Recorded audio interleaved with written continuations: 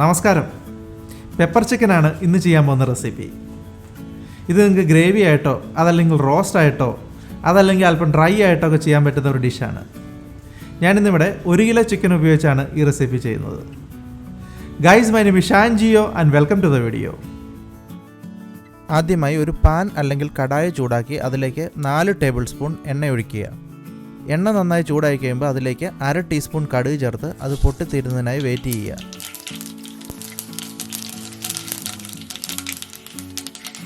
കടുക് പൊട്ടിക്കഴിഞ്ഞ് തീ ഒരു മീഡിയം ഫ്ലെയിമിലേക്ക് വെച്ച ശേഷം 1 ഇഞ്ച് നീളമുള്ള ഇഞ്ചിയുടെ കഷ്ണം ചോപ്പ് ചെയ്തതും ഒരു 8 വെളുത്തുള്ളിയുടെ അല്ലി ചോപ്പ് ചെയ്തതും ചേർത്ത് ഇളക്കുക.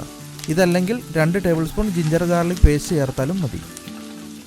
അതിനുശേഷം 3 സവോള ചെറുതായി ചോപ്പ് ചെയ്തതും 1 ടീസ്പൂൺ ഉപ്പും, ടീസ്പൂണാണ് ടേബിൾ സ്പൂൺ അല്ല, അതും ചേർത്ത് നന്നായിട്ട് ഇളക്കുക. ഇനി സവോള ഒന്ന് നന്നായിട്ട് വഴറ്റിയെടുക്കണം. ബ്രൗൺ കളർ ആവണമെന്നില്ല, നന്നായിട്ടൊന്ന് വാടി വന്നാൽ മതി.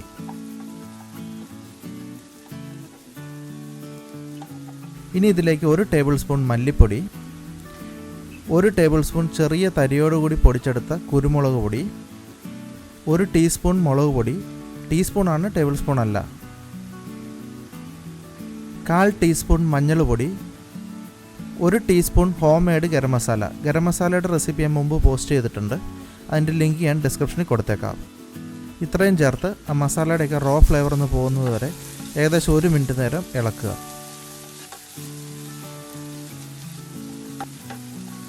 ഇനി ഇതിലേക്ക് അധികം പുളിയില്ലാത്ത 1/2 കപ്പ് തൈര് അല്ലെങ്കിൽ 1 ടൊമാറ്റോ ചോപ്പ് ചെയ്ത് ചേർത്ത് ഇളക്കുക.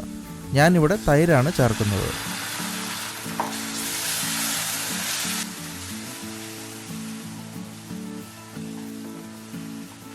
ഇനി ഇതിലേക്ക് 1 കിലോ ചിക്കൻ ചേർത്ത് ഇളക്കുക.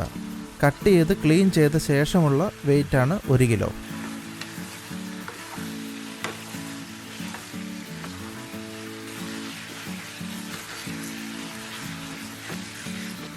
നമുക്കിതിലേക്ക് ഒരു 1/4 ടീസ്പൂൺ ഉപ്പോട് ചേർത്ത് ഇളക്കാം. ഇനി നിങ്ങൾ തൈരിന് പകരം ടൊമാറ്റോയോ അല്ലെങ്കിൽ ഒട്ടും പുളിയില്ലാത്ത തൈരാണ് ഉപയോഗിച്ചിരിക്കുന്നതെങ്കിൽ 1/2 ടീസ്പൂൺ ഉപ്പ് ചേർത്താൽ മതിയാവും.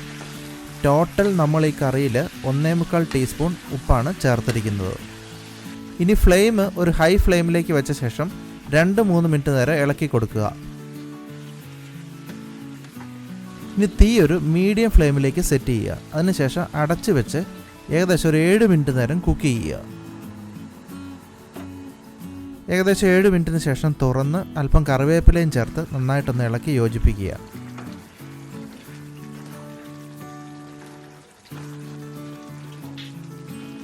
അതിനുശേഷം അടച്ചു വെച്ച് വീണ്ടും ഒരു 7-8 മിനിറ്റ് നേരം കൂടി വേവിക്കുക. അതിനുശേഷം തുറന്ന് ഒന്ന് ചെറുതായി ഇളക്കുക.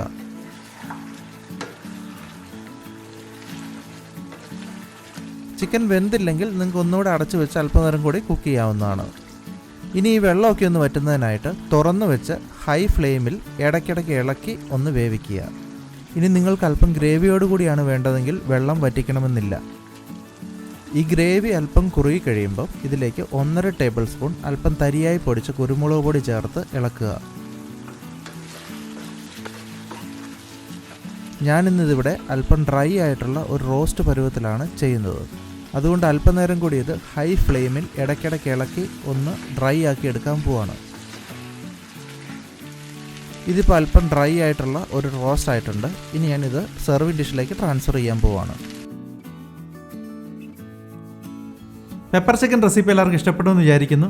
നിങ്ങളുടെ ആവശ്യം പോലെ ഗ്രേവി ആയിട്ടോ റോസ്റ്റ് ആയിട്ടോ അതല്ലെങ്കിൽ ഡ്രൈ ആയിട്ടോ ഒക്കെ ചെയ്ത് നോക്കുക. ഇൻഗ്രീഡിയൻസിൻ്റെ ലിസ്റ്റ് ഞാൻ ഡിസ്ക്രിപ്ഷനിൽ കൊടുത്തിട്ടുണ്ട്. അതുപോലെ നിങ്ങളുടെ അഭിപ്രായങ്ങളും നിർദ്ദേശങ്ങളും താഴെ കമൻറ്റ് ചെയ്യുക. See you in another video. Thanks for watching.